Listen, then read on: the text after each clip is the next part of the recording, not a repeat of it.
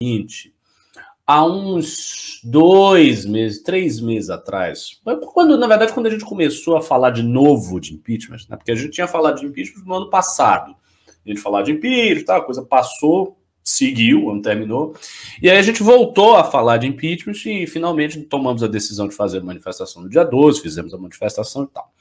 Se a gente for ver há uns 3 meses atrás, 3 meses e meio atrás, o impeachment era uma pauta muito mais política do que jurídica. Claro, já tinha o super pedido de impeachment, tinha uma série de pedidos que foram chegando na Câmara, que estavam todos lá. Só que eu mesmo sentia uma certa insegurança quando a gente colocasse na mesa as razões jurídicas do impeachment. Eu acho que isso mudou muito e muito rápido. E isso mudou muito em função do dia 12 e em função do dia 7. Então, essas duas manifestações, elas fizeram o assunto impeachment rodar na esfera jurídica e nós recebemos 2 respostas importantíssimas disso. A primeira, o discurso do Fux, e a segunda, esse parecer do Miguel Reale. Porque você tem, então, a confirmação da parte do presidente do STF e da parte de uns juristas mais conhecidos e respeitados do Brasil, que Bolsonaro efetivamente cometeu crime de responsabilidade, cometeu crime, portanto, a motivação jurídica já está lá. Se esse debate ele é vencido na sociedade, e eu acho, assim, no caso do Bolsonaro, muito fácil de se vencer este debate. Por quê?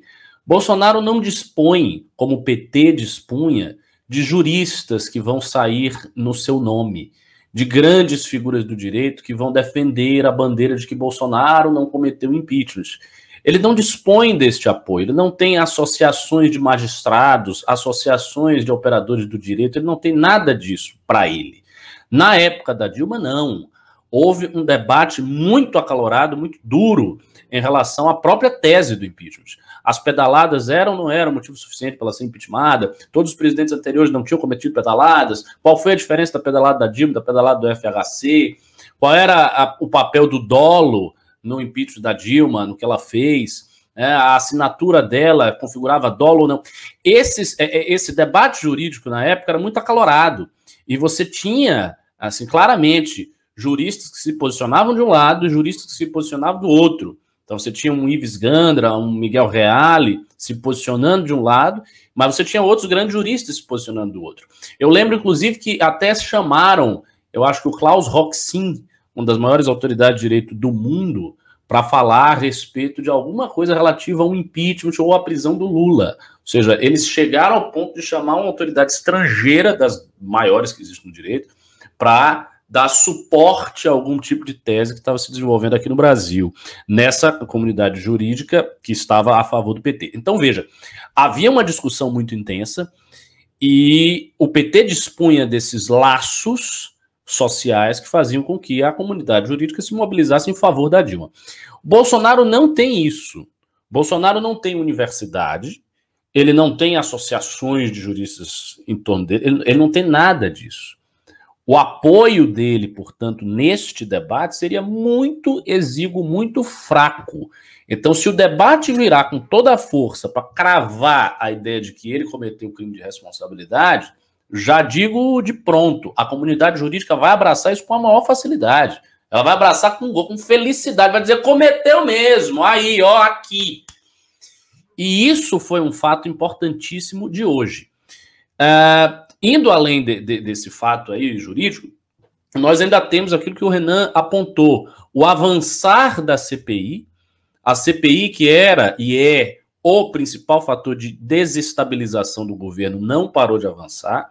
Agora a gente vai ter a ex-mulher do cara depondo na CPI, isso é um caso sério, drástico.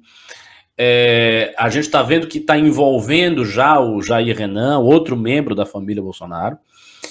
Então, a situação do Bolsonaro é uma situação de deterioração. Ele continua se deteriorando cada vez mais. A resposta do STF, idem. Isso que o Fux pontuou a respeito dos precatórios vai neste mesmo sentido.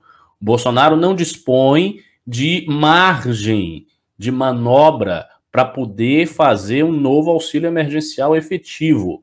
Isto significa uma coisa, isso significa impossibilidade dele ir para a eleição com força.